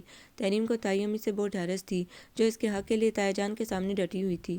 انہوں نے سرنڈر کیا تو وہ اندر سے ٹوٹ گئی تھی۔ اصفہان بھی ماں کی مجبوری سمجھنے کے بجائے ان سے خفا ہو گیا تھا، بلکہ وہ تو جیسے سارے جہان سے روٹھ گیا تھا۔ اس نے خود کو دکان پر مصروف کر لیا۔ وہ صبح 9 بجے جاتا اور رات گئے لوٹتا تھا۔ وہ اب کھانا بھی باہر کھا کر آتا تھا۔ مریم سے ان دونوں کی یہ حالت دیکھی نہ گئی۔ اس نے سفیان کو فون کر دیا، وہ اسی روز گھر آ گیا۔ وہ ابو سے 2 گھنٹوں سے مغز ماری کر رہا تھا، لیکن نعمان نے اپنا فیصلہ نہ بدلا تھا۔ سفیان کا دل ان دونوں کے لیے دکھی ہو گیا۔ میں روز محشر اپنے بھائی کے سامنے شرمندہ نہیں ہونا چاہتا ہوں۔ وہ اگر تمہاری سگی بہن ہوئی تو کیا تمہارا پھر بھی یہی فیصلہ ہوتا؟ نعمان نے سختی و قطعیت سے اس کی بات رد کرتے ہوئے اسے خفیف کر دیا۔ ابو، وہ میری بہن ہے، میں اسی کی خوشیوں کی بھیک تو آپ سے مانگ رہا ہوں۔ سفیان بھائی بہت ہرٹ ہوئے تھے۔ تحریم 2 سال کی تھی جب اس گھر میں آئی تھی۔ سفیان کو ڈری سہمی سی چپ رہنے والی تحریم بہت بھائی تھی۔ وہ اسکول سے آ کر اسے تنہا نہ چھوڑتا، وہ اس سے کھیلنے میں لگا رہتا۔ اسے اصفہان اور مریم کی اتنی پرواہ نہ ہوتی تھی جتنی اسے تحریم کی پرواہ تھی۔ وہ اس پر اپنی ساری پاکٹ منی خرچ کر دیتا تھا۔ اگر کبھی سائرہ کام کاج میں مصروفیت کی وجہ سے تحریم کے بال بنانا بھول جاتی تو وہ خود اس ننھی سی گڑیا کے بال بنانے لگ جاتا تھا۔ وہ تحریم کے ساتھ کھیلتے ہوئے اصفہان اور مریم کو وقت دینا بھول جاتا تھا۔ اصفہان کی مارے دکھ اور صدمے سے آواز پھٹ گئی۔ اس نے دبے لفظوں میں ابو جان کو سمجھانا چاہا تھا۔ مجھے یقین ہے اسی میں تحریم کی خوشی ہے، وہ بہت خوشحال اور مطمئن زندگی گزارے گی۔ ابو نے نرم پڑتے ہوئے قطعیت سے کہا۔ ان کے لہجے میں چھلکتے یقین نے سفیان کو گنگ کر دیا۔ وہ ناکام واپس چلا گیا۔ اس کا تحریم سے برآمدے میں ہی ٹکراؤ ہو گیا۔ تحریم نے آس بھری آنکھوں سے سفیان کو دیکھا۔ اس کے وجود سے بے چینی اور اضطراب مرتشر تھی۔ سوری تحریم۔ سفیان اس کے سر پر نرمی سے ہاتھ پھیر کر آگے بڑھ گیا۔ تحریم کی آنکھیں مایوسی سے بھر گئیں۔ اس کا دامن امید سے خالی ہو گیا تھا۔ وہ خود میں مگن گرد و پیش سے بے نیاز سیڑھیاں چڑھ رہی تھی۔ اچانک اس کے سامنے وہ براؤن بھاری جاگرز آ کر رکے۔ اس نے چونک کر سر اٹھایا۔ وہ جو کوئی بھی تھا بلا شبہ بے حد وجیح تھا۔ گہری براؤن آنکھیں اور متبسم لب اس کی مردانہ وجاہت بڑھا رہے تھے۔ وہ مہنگے جاگرز اور قیمتی ڈریس میں ملبوس امیر گھرانے کا لگ رہا تھا۔ تحریم اس کی عمارت سے بالکل مروب نہ ہوئی۔ وہ اسے پہچان چکی تھی۔ وہ اس کا کلاس فیلو تھا جو چند ماہ قبل مائیگریٹ ہو کر آیا تھا۔ وہ وقتاً فوقتاً تحریم سے نوٹس بھی مانگ لیتا تھا اور اس نے کبھی انکار نہ کیا تھا۔ تحریم مجھے آپ سے کچھ کہنا ہے، وہ شائستگی سے کہتا ہوا اس کی اداس گہری براؤن آنکھوں میں جھانکنے لگا۔ تحریم کی آنکھوں سے جھانکتی اداسی اور سوز نے اس کی خوبصورتی بڑھا دی تھی۔ وہ اس کے حسین مکڑے کو بنا پلکے جھپکائے دیکھے گیا۔ جنید تیزی سے سیڑھیاں اترنے لگا۔ تحریم اس کے ہمراہ تھی۔ وہ دونوں ڈپارٹمنٹ کے وسیع و عریض سرسبز خطے میں گھاس پر بیٹھ گئے۔ تحریم، مجھے آپ کا جواب سننا ہے، جنید نے شائستگی سے اسے مخاطب کیا۔ وہ الجھ گئی اور ناسمجھی سے اسے دیکھنے لگی۔ آپ کے تایا جان نے ابھی ہمیں سوچ کر کوئی جواب نہیں دیا ہے، لیکن میں آپ کی خواہش بھی جاننا چاہتا ہوں۔ جنید نے اس کے سر پر بم دے مارا۔ اس کے گمان میں بھی نہ تھا کہ اس کے لیے آنے والا پروپوزل جنید ہمدانی کا ہوگا۔ وہ ہکا بکا حیرت سے منہ کھولے رہ گئی۔ اسے لاکھ یاد کرنے پر بھی شناسائی کا کوئی ایسا لمحہ یاد نہ آیا تھا جس سے اس نے امیدیں باندھ لی تھیں۔ اس کی آنکھیں ڈبڈبا گئیں۔ تحریم، جنید اس کے آنسو دیکھ کر تڑپ اٹھا۔ اس کے آنسو جنید کے لیے قطعاً نافہم تھے۔ تو وہ آپ تھے۔ تحریم صرف یہ جانتی تھی کہ اس کے لیے کوئی پروپوزل آیا ہے۔ آپ میرا جواب جان کر اسے پورے دل سے قبول کر لیں گے نا جنید؟ تحریم نے اپنے آنسو پونچھتے ہوئے جنید سے عہد نبھانے کا یقین مانگا۔ آف کورس، کیوں نہیں، میں نے اسی لیے تو آپ سے بات کی ہے تاکہ آپ کے گھر والوں کے جواب کے ساتھ آپ کی خواہش بھی جان لوں۔ جنید متبسم لہجے میں گویا ہوا۔ جنید صاحب، میں اپنے کزن سے منسوب ہوں، تحریم نے اپنے تہیں سے آگاہ کیا، مگر جنید کے سکون میں کمی نہ آئی۔ اگر ایسی بات ہے تو پھر آپ کے تایا نے میرے پیرنٹس سے ذکر کیوں نہیں کیا، بلکہ انہوں نے تو سوچنے کی مہلت مانگی ہے۔ اس روز آپ کے گھر کوئی عورت نہ تھی، اس لیے میرے پیرنٹس جلدی آ گئے تھے۔ میری مدر آپ کی تائی سے ملنا چاہتی ہیں۔ جنید نے اس کی بات چٹکیوں میں اڑا دی۔ اسے تحریم کی بات کا یقین نہ آیا تھا۔ تحریم نے گہری سانس بھری اور اسے دھیرے دھیرے ساری بات بتانے لگی۔ وہ ساری بات سن کر سناٹے میں رہ گیا۔ جنید تو سمجھ رہا تھا کہ تحریم اس کی محبت کو آزما رہی ہے، وہ اس کے مذاق کر رہی ہے۔ اسے نعمان صاحب پر بھی حیرت تھی۔ کیا دنیا میں بھی ایسے بے لوث لوگ بھی موجود ہیں؟ جنید سوچنے پر مجبور ہو گیا تھا۔ اسے اپنی عمارت اور خوبروئی پر بے حد ناز تھا۔ اسے پورا یقین تھا کہ کوئی بھی لڑکی اس کی سنگت میں خود کو خوش نصیب تصور کرتی اور اس کی ہمراہی قبول کرنے سے انکار نہ کرتی۔ تحریم نے اس کے مان و غرور کا بت چکنا چور کر دیا تھا۔ وہ اپنے مان کی ٹوٹی کرچیوں کی چبھن اپنے دل پہ محسوس کر رہا تھا۔ تحریم، میں تمہیں خوش رکھنے کی پوری کوشش کروں گا۔ جنید کے لہجے میں اداسی نمایاں تھی۔ اس کی دعا ہوتی نگاہوں میں التجا ہی التجا تھی۔ میں مجبور ہوں، پلیز۔ تحریم بے بسی سے اسے دیکھ کر رہ گئی۔ جنید ناکام ہو کر جانے لگا۔ جنید پلیز، آپ انکار کر دیں۔ وہ سراپا التجا بنی اس کی راہ میں حائل ہو گئی تھی۔ جنید کا دل پگھلنے لگا۔ احساس نارسائی اس کی پلکیں بھگونے لگا۔ تحریم، سوری، میں آپ سے دستبردار نہیں ہو سکتا ہوں۔ وہ وقت کے ساتھ بدل جائے گی اور اسے چاہنے لگے گی۔ وہ اسے اتنا پیار دے گا کہ تحریم اپنے منگیتر کو بھول جائے گی۔ جنید کا دل خوش فہم اسے راہیں سلجھا رہا تھا۔ تحریم شکستہ دل اس کی راہ سے ہٹ گئی۔ وہ یونیورسٹی سے آ کر بنا کھانا کھائے اپنے کمرے میں مقیم تھی۔ آنسو اس کی آنکھوں سے پل پل گر رہے تھے۔ اس کی آنکھیں مسلسل رونے سے سرخ ہو رہی تھیں۔ اس کا سر درد سے بوجھل تھا، لیکن آنسو خشک نہ ہو رہے تھے۔ درد دل حد سے زیادہ تھا۔ اصفہان گھر آیا تو وہ اپنے کمرے سے باہر نکلی۔ یادیں اور محبت اس کے دل کی دہلیز سے لپٹی جا رہی تھی۔ اصفہان غالباً سونے کی تیاری کر رہا تھا۔ اس نے اصفہان کے کمرے کا دروازہ کھولا تو وہ کھل گیا۔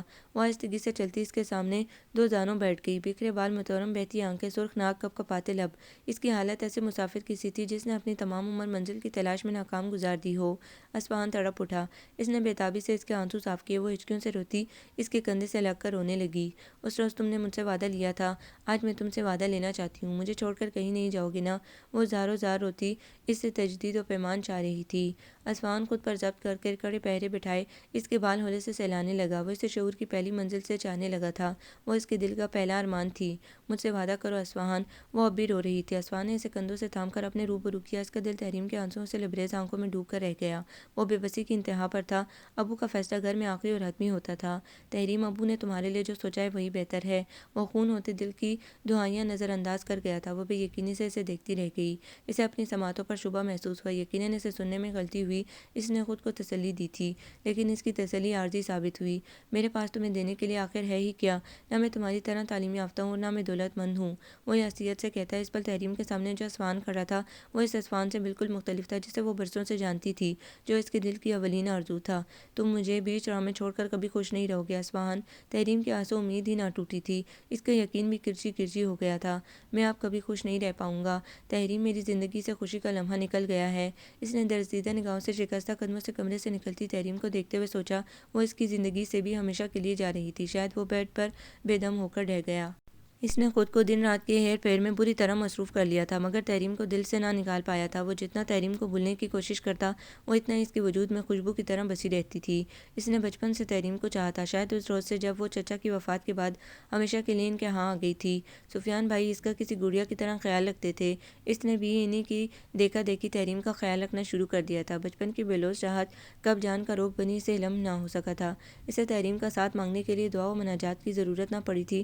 اسے زندگی میں ہر خوشی بن مانگے ملی تھی۔ اس کی طبیعت کا لاابالی پن اور لاپرواہی قصہ پالینہ بن گیا تھا۔ اس کی آنکھوں نے صرف اسی کے سپنے بنے تھے۔ ان دونوں کے بیچ صدیوں کی مسافت اتر آئی تھی۔ وہ کمزور یا بے وفا نہ تھا، اسے ابو کی خودداری بھی عزیز تھی۔ اسے ان کا بھرم رکھنا تھا، خواہ اسے اپنے نوخیز و اولین خوابوں سے ہی کیوں نہ دستبردار ہونا پڑتا۔ اس کا دل کرچی ہو گیا تھا، لیکن اسے ابو کا فیصلہ نبھانا تھا۔ اس نے ایک عرصے سے ابو سے کسی خواہش کا اظہار کرنا چھوڑ دیا تھا۔ وہ تعلیم سے عدم دلچسپی کی وجہ سے ان کی نگاہوں میں معطوف ٹھہرا تھا۔ اسے کبھی کبھار یوں لگتا تھا جیسے ابو کو اس سے پیار نہیں ہے۔ وہ سب کچھ لٹا کر بھی ابو سے خفا نہ تھا۔ اس کی ذات میں ڈھیروں سناٹے اتر گئے تھے اور اسے اب انہی سناٹوں اور اندھیروں کے ہمراہ اپنی زندگی بتانا تھی۔ وہ تحریم کی جگہ کسی اور کو کسی صورت نہ دے سکتا تھا۔ تحریم کے گھر والے ان کے گھر آ رہے تھے۔ وہ پچھلے 2 گھنٹوں سے اپنی خصوصی تیاری میں مصروف تھا۔ اس کی تیاریاں لڑکیوں کو بھی مات دے رہی تھیں۔ اس نے بالوں کی جدید اسٹائلش کٹنگ کی تھی جو اس پہ بہت جچ رہی تھی۔ وہ گرے 3 پیس سوٹ میں ملبوس بے حد وجیح و خوبرو لگ رہا تھا۔ وہ کوئی کمی نہ رہنے دینا چاہتا تھا۔ آئینے میں اپنا تنقیدی جائزہ لیا اور مطمئن ہو کر ڈرائنگ روم میں آ گیا جہاں مہمان آ چکے تھے۔ آنے والوں نے جنید کا سرتاپا جائزہ لیا۔ وہ واقعی بہت خوبرو تھا۔ عورت کی نگاہوں میں پسندیدگی کی جھلک ابھری۔ نعمان نے سائرہ کو یوں دیکھا جیسے اپنی پسند پر داغ چاہ رہے ہوں۔ نوجوان لڑکی نے ایک نگاہ غلط تک اس پر ڈالنا گوارا نہ کیا۔ وہ گود میں بچہ لیے بیزار صورت بنائے بیٹھی رہی۔ یوں لگتا تھا جیسے اسے زبردستی ساتھ لایا گیا ہو۔ نعمان جنید کا رسمی انٹرویو کرنے لگا۔ سائرہ کے دل سے ہوک نکلی۔ انہیں بھی تحریم بہت عزیز تھی۔ وہ یہاں واقعی رانی بن کر راج کرتی۔ سائرہ نے جدید طرز تعمیر کی حامل بنگلہ نما کوٹھی پر طائرانہ نگاہ دوڑائی تھی۔ جنید دوران گفتگو لڑکی پر بھی نگاہ ڈال لیتا جو بیزار اور خوف زدہ سی بچے کو گود میں لیے ہوئی تھی۔ وہ تحریم سے کافی مشابہت رکھتی تھی۔ مسٹر اور مسز ہمدانی نعمان اور سائرہ سے یوں گل مل گئے جیسے برسوں کی جان پہچان اور میل جول ہو۔ جنید پرسکون تھا۔ اس نے ان کی نگاہوں سے چلکتی واضح پسندیدگی نوٹ کر لی تھی۔ اسے منزل قریب لگنے لگی۔ اس نے اپنی محبت کو پا لیا تھا۔ وہ دل میں مسرور مؤدب انداز میں نعمان کے سوالات کے جواب دیتا رہا۔ سائرہ کا دل تحریم کی خوشیوں کی دعائیں مانگ رہا تھا۔ اچانک فیضان نے رونا شروع کر دیا۔ مریم نے اسے بہلانے کی کافی کوشش کی مگر وہ کامیاب نہ ہوئی۔ وہ فیضان کو شانے سے لگائے تھپکتے ہوئے لان میں آ گئی۔ جنید کی اس لڑکی میں نہ جانے کیوں دلچسپی محسوس ہو رہی تھی۔ وہ سب کو مئو گفتگو چھوڑ کر نامحسوس انداز میں اس کے پیچھے لان میں چلا آیا۔ وہ سفیدے کے لمبے گھنے درخت کے نیچے کھڑی تھی۔ گھنے درختوں سے سورج کی روشنی چن چن کر آ رہی تھی۔ فیضان خاموش تھا اور ماں کے کندھے سے لگا سونے کی کوشش کر رہا تھا۔ جنید اس کے قریب آ گیا۔ وہ آہٹ پر مڑی اور اس پر نظر پڑتے ہی اندر جانے لگی۔ Excuse me. مریم کے بڑھتے قدم رک گئے۔ جنید آہستگی سے چلتا اس کے سامنے آ رکا۔ کیا آپ کو یہاں زبردستی لایا گیا ہے؟ اس نے متوسم لہجے میں شوخی و شرارت سے سوال کیا۔ مریم نے ٹھٹک کر اسے دیکھا۔ وہ خف سے سرخ پڑ گئی۔ بہرکیف وہ یہاں مہمان تھی اور وہ بدلحاظی اور بدتمیزی کا مظاہرہ کر رہی تھی۔ اس کے چہرے سے چلکتی خفت بھری سرخی نے جنید کی دلچسپی مزید بڑھا دی۔ آپ تحریم کی؟ جنید نے شائستگی سے تعارف حاصل کرنے کی کوشش کرتے ہوئے دانستہ بات ادھوری چھوڑ دی۔ میں اس کی بڑی بہن ہوں اور مریم نے تعارف کرواتے ہوئے زبان دانتوں تلے داب لی۔ وہ دانستگی میں اسے تحریم کی منگنی کا بھی بتانے لگی تھی۔ اور جنید نے تجسس سے استفسار کیا۔ مریم کترا کر بنا جواب دیے آگے بڑھنے لگی۔ آپی you can trust me. Junaid نے اس کا گریز بام کر نرمی سے اس کی آنکھوں میں جھانکا۔ وہ لب کچلنے لگی۔ فیضان اس کے کندھے سے لگا سو چکا تھا۔ مریم نے اضطراری انداز میں نظریں چرا لیں۔ جنید اس کی طرف متوجہ تھا اور پھر مریم نے ایک فیصلہ کر لیا۔ جنید کیا تمہیں تحریم سے بہت محبت ہے؟ مریم نے اسے گہری نگاہوں سے گھورا۔ جنید کے چہرے پر محبت کی چمک ابھر آئی جس نے مریم کو مبہوت کر دیا۔ وہ ٹرانس کی کیفیت میں اسے دیکھنے لگی۔ میں اس کے لیے کچھ بھی کر سکتا ہوں، وہ لفظ پر زور دے کر یقین بھرے لہجے میں بولا۔ کیا آپ اسے اس کی خوشی کی خاطر چھوڑ سکتے ہیں؟ جنید وہ بھونچکا رہ گیا۔ جنید وہ میری بہن اور میرے دیور سے منسوب بھی ہے۔ ہم دونوں بہنیں بچپن میں ہی والدین کے سائے سے محروم ہو گئی تھیں۔ ہمارے تایا نے ہمیں پالا ہے، تائی نے ہمیں کبھی ماں کی کمی محسوس نہ ہونے دی، اس لیے تو انہوں نے ہم دونوں بہنوں کو اپنی بہو بنانے کا فیصلہ کر لیا تھا۔ ہم پرسکون زندگی جی رہے تھے، مگر آپ کے آنے سے ہم بے سکون ہو گئے ہیں۔ ہمارے تایا، وہ آگے سب جانتا تھا، اسے تحریم بتا چکی تھی۔ وہ دم سادے ساکت اسے سنتا رہا۔ مریم بولتے بولتے تھک گئی تو چپ ہو گئی۔ جنید آپ انکار کر دیں، ہم دونوں بہنیں سدا ساتھ رہنا چاہتی ہیں، اور پھر وہ اصفہان کو بہت چاہتی ہے۔ مریم کی آواز اسے کسی گہری خواہش سے آتی محسوس ہوئی۔ نعمان اور سائرہ جانے کے لیے تیار تھے۔ مریم ان کے ہمراہ ہو گئی۔ مسٹر اور مسز حمدانی انہیں گیٹ تک چھوڑنے لگے۔ انسان بعض اوقات چند فیصلے لمحوں میں کر لیتا ہے اور قدرت اسے سکون عطا کر دیتی ہے۔ وہ اتنا سنگ دل بھی نہ تھا کہ کسی سے اس کے حصے کی خوشیاں ہمیشہ کے لیے چھین لیتا۔ وہ حیثیت سے دور نیلگوں آسمان پر نارنجی سورج کو دیکھنے لگا۔ مریم مایوس لوٹ گئی۔ وہ کافی دیر سے آنسو بہائے جا رہی تھی۔ مریم اسے خاموش کروانے کی کوشش میں ہلکان ہوئے جا رہی تھی۔ اسے تحریم کے آنسو نہ دیکھے جا رہے تھے۔ مریم اسے چپ کروانے کی کوشش میں ناکام ہو کر خود بھی رونے لگی۔ وہ دونوں ہی تو ایک دوسرے کا مان اور میکا تھیں۔ وہ اپنا ہر دکھ درد ایک دوسرے سے شیئر کرتی تھی۔ تحریم میرا دل پھٹ جائے گا، آپ بس کر دو پلیز، مریم نے روتے ہوئے التجا کی۔ وہ کافی کمزور ہو چکی تھی۔ تحریم کا ماسٹرز کا فائنل ایئر تھا، اس کے ایگزامز قریب تھے اور اس کی توجہ پڑھائی کی طرف نہ تھی۔ اس پر مریم کی التجا نے خاطر اثر کیا تھا۔ اس کے بہتے آنسوؤں کی شدت میں کمی آ گئی۔ مریم نے اس کے مسلسل بہتے آنسو صاف کیے اور اس کے بکھرے بالوں کو دونوں ہاتھوں سے سمیٹنے لگی۔ آپ یہ ہمیں امی اور ابو کیوں چھوڑ کر چلے گئے؟ مجھے ابو اور امی بہت یاد آتے ہیں، تحریم نے سسکتے ہوئے مریم کو بتایا۔ اس کے ہاتھ ساکت رہ گئے۔ دل میں درد کا طوفان اٹھا۔ وہ کتنی لاچار اور بے بس تھی کہ اس کے لیے کچھ نہ کر سکتی تھی۔ تحریم، میں ہوں نا تمہارے پاس، تمہاری اپنی آپی۔ مریم نے محبت سے اس کا ماتھا چوم لیا۔ ان کی آنکھیں ایک انجانے احساس کے تحت کھلی تھی۔ وہ چند لمحے کمرے میں پھیلی مدھم سبز روشنی میں غیر مرئی نقطے کا گھورتے رہے۔ انہیں پیاس محسوس ہوئی۔ انہوں نے سائڈ ٹیبل پر رکھے جگ سے پانی لینا چاہا تو جگ خالی تھا۔ غالباً مریم پانی بھرنا بھول گئی تھی۔ وہ گلاس لیے کچن میں آ گئے۔ رات کے سناٹے کو کسی کی سسکیاں چیر رہی تھیں۔ وہ ٹھٹک گئے اور سسکیوں کے تعاقب میں مریم کے کمرے میں آ گئے۔ انہوں نے دروازے کی نوب گھمانا چاہی تو اندر سے آتی آواز نے انہیں بت کی مانند ساکت کر دیا۔ آپی، اگر امی اور ابو زندہ ہوتے تو آج ہم خوش رہتے نا؟ میں تایا اور تائی سے کچھ نہیں کہہ سکتی۔ اگر امی ابو ہوتے تو انہیں اپنا دکھ بتا دیتی۔ تحریم کی کرب میں ڈوبی آواز گرم سیسے کی مانند ان کے کانوں میں اتری۔ وہ نہ جانے کب تک کھڑے رہے۔ انہیں ہوش آیا تو مریم تحریم کو بیڈ پر سونے کے لیے لٹا رہی تھی۔ تحریم کی دبی سسکیاں ابھی تک گونج رہی تھی۔ وہ اپنے وجود کا بوجھ گھسیٹتے لوٹ آئے۔ انہوں نے کرب سے سر تکیے پر رکھ دیا۔ وہ کیا کرنے جا رہے تھے انجانے میں؟ انہیں سفیان اور سائرہ نے بھی احساس دلانا چاہا، مگر وہ تو اپنے فیصلے کو درست اور تحریم کی خوشیوں کا ضامن سمجھ رہے تھے۔ وہ بے خبر تھے کہ تحریم کی خوشیاں تو اسی آنگن سے جڑی تھیں۔ اصفہان سے ان کا سامنا کم ہوتا تھا۔ اس کی دنیا کمرے سے دکان اور دکان سے کمرے تک محدود تھی۔ اس نے خود کو کام میں مشین بنا لیا تھا۔ اور وہ کیسے باپ تھے کہ اولاد کا دکھ نہ جان پائے۔ وہ تحریم کو باپ کی طرح چاہتے تھے اور وہ ان کی موجودگی میں بھی باپ کی کمی محسوس کر رہی تھی۔ اضطراب کی لہر ان کے پورے وجود میں بجلی کسی تیزی سے سرایت کر گئی تھی۔ 22 دسمبر کے دن تھے۔ خنکی سے ان کے وجود میں پھرپھری دوڑ گئی۔ وہ دل میں رب کے شکر گزار تھے کہ انہیں بروقت آگاہی بخشی تھی۔ وہ ایک عام اور روشن دن تھا۔ سفیان ویکنڈ پر گھر آیا ہوا تھا۔ گھر میں حسب معمول افراتفری کا سا سما تھا۔ مریم کچن میں ناشتہ تیار کر رہی تھی۔ تحریم اور سائرہ اس کی مدد کے ساتھ ناشتہ ڈائننگ ٹیبل پر لگا رہی تھی۔ اصفہان کو دکان سے جمعے کی چھٹی ہوتی تھی۔ اصفہان نے ذاتی فوڈ اسپاٹ کھول لیا تھا۔ وہ بہت محنت کر رہا تھا۔ سفیان بیٹے سے کھیل رہا تھا جسے مریم سے کچھ دیر قبل پکڑا کر گئی تھی۔ وہ مریم کو کوئی کام نہ کرنے دے رہا تھا۔ نعمان اخبار کا مطالعہ کر رہے تھے۔ ان کے چہرے پہ اطمینان تھا اور لبوں پر آسودہ مسکراہٹ۔ اصفہان ناشتہ کر کے چلا گیا۔ تحریم کچن صاف کرنے لگی۔ سب ناشتہ کر چکے تھے۔ مریم کے علاوہ وہ بیٹے کے ساتھ ناشتہ کرنے لگی۔ میرا خیال ہے کہ جنوری کے پہلے ہفتے میں اصفہان اور تحریم کی شادی کر دیں، گھر میں رونق بڑھ جائے گی، نعمان نے اخبار ٹیبل پر طے کر کے رکھتے ہوئے کہا۔ تینوں نفوس کو جیسے سانپ سونگھ گیا۔ تینوں کی آنکھوں میں مسرت بھری حیرت تہ رہی تھی۔ نعمان کو گہری آسودگی ملی۔ وہ متانت و آسودگی سے زیر لب مسکراتے ہوئے بولے، سائرہ تم تیاری شروع کر دو۔ وہ خوش دلی سے بیوی سے مخاطب تھے۔ ان کی آنکھوں میں مسرت بھری نمی تیرنے لگی۔ سب گنگ تھے۔ نعمان انہیں مسرت بھری حیرت میں گرا چھوڑ کر اٹھ گئے۔ بہت فرسودہ لگتے ہیں مجھے اب یار کے قصے، گل و گلزار کی باتیں، لب و رخسار کے قصے۔ یہاں سب کے مقدر میں فقط زخم جدائی ہے، سبھی جھوٹے فسانے ہیں وصال یار کے قصے۔ بھلا عشق و محبت سے کسی کا پیٹ بھرتا ہے؟ سنو تم کو سناتا ہوں میں کاروبار کے قصے۔ میرے احباب کہتے ہیں یہی ایک عیب ہے مجھ میں، سر دیوار لکھتا ہوں بس دیوار کے قصے۔ میں اکثر اس لیے لوگوں سے خود جا کر نہیں ملتا، وہی بیکار کی باتیں، وہی بیکار کے قصے۔ وہ شام ڈلے خلاف معمول گھر لوٹا تو اشتہا انگیز کھانوں کی مہک نے اس کا استقبال کیا۔ گھر میں خاصی گہما گہمی تھی۔ وہ ابو کے کمرے میں آ گیا جہاں سب خوش کپیوں میں مصروف تھے۔ امی ابو اور بھائی باتوں میں مگن تھے۔ بھابھی اور تحریم کچن میں تھیں۔ اسوان تمہیں شادی کے لیے کون سا ماہ پسند ہے؟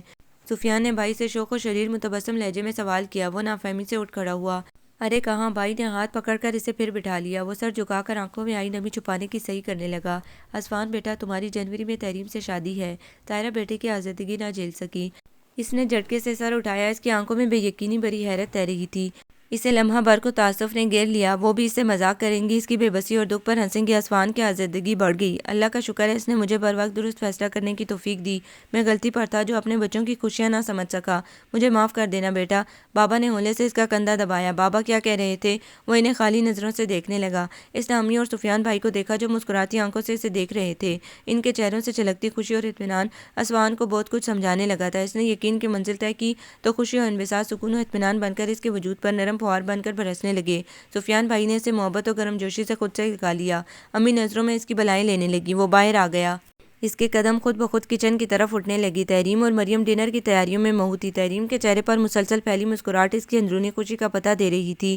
تحریم کو یونیورسٹی میں جنید نے اپنے انکار کا بتا دیا تھا۔ جنید ان دونوں کی راہ سے ہٹ گیا تھا۔ وہ دو محبت بھرے دلوں اور دو بہنوں کو جدا نہ کرنا چاہتا تھا۔ وہ کچن میں چیئر پر بیٹھ گیا۔ اس نے چیئر کی بیک کا رخ ان دونوں کی طرف کیا اور بیک پر دونوں بازو رکھ کر ان پر چہرہ ٹکا لیا۔ اس کی پرشوق نگاہوں کا محور تحریم تھی۔ وہ اس کی نگاہوں کے ارتکاز سے پزل ہوئی جا رہی تھی۔ تحریم رائتہ تیار کر رہی تھی۔ اس نے گھبراہٹ میں ہلدی کا ڈبہ نکال لیا تو مریم نے اسے مسکرا کر گھورا اور اس کے ہاتھوں سے ڈبہ لے کر سائڈ پر رکھ دیا۔ وہ جھیم گئی۔ مریم اسوان کی طرف مڑی۔ نکلو یہاں سے، تمہاری شادی کے دن نزدیک ہیں، اب یہ تم سے پردہ کیا کرے گی۔ تحریم نے شوقی سے انگلی کے اشارے سے اسے باہر نکلنے کو کہا۔ وہ کھلکھلا دیا۔ اس کی پرشوق نگاہیں ابھی بھی تحریم پر مرکوز تھیں۔ اس کا دل دھیرے سے خوشگوار لے پر دھڑکنے لگا۔ تو پھر عمل بھی کرو نا۔ مریم شوخی پہ مائل تھی۔ مگر مجھے تو ایک اور گانا یاد آ رہا ہے، اپنے راحت فتح علی خان کا۔ اسوان چکنا گڑا تھا۔ وہ ڈیڑھ بنا بیٹھا رہا۔ تاکتے رہتے تجھ کو سانجھ سویرے۔ اسوان نے دلکش اور گمبھیر لہجے میں تان لگائی۔ مریم بے ساختہ ہنس دی۔ او مسٹر تاڑو اٹھ جاؤ پلیز، ورنہ ہم سب کو ہلدی والا رائتہ کھانا پڑے گا۔ مریم نے ہنستے ہوئے دونوں کو باری باری شوقی سے دیکھا۔ تحریم سے وہاں کھڑے ہونا دوبار ہو گیا۔ شرم و حیا نے اس کے منمونے چہرے کو مزید سندر بنا دیا۔ وہ کچن سے نکل گئی۔ اسوان کا جاندار کہکہ اس کے سنگ تھا۔ اب کے برس خوشیاں جگنو بن کر ان دونوں کے جیون سفر کو منور کر دیں گی۔ تحریم مطمئن سی مسکرا دی۔ نیا سال خوشیاں لے کر آنے والا تھا۔ اسوان نے آنکھیں مون لیں۔ مریم نے محبت سے ہولے سے اس کے سر پر چپت لگائی۔ اس کا دل ان دونوں کی خوشیوں پر مسرور تھا۔ ان کا دل بارگاہ الہی میں شکر بجا لا رہا تھا۔ نیا سال خوشیوں کا پیغمبر بن کر آیا تھا۔ آپ کو یہ ناول کیسا لگا؟ کمنٹس میں اپنی رائے ضرور دیں۔ ہمارے چینل کو لائک کریں، سبسکرائب کریں، شیئر کریں۔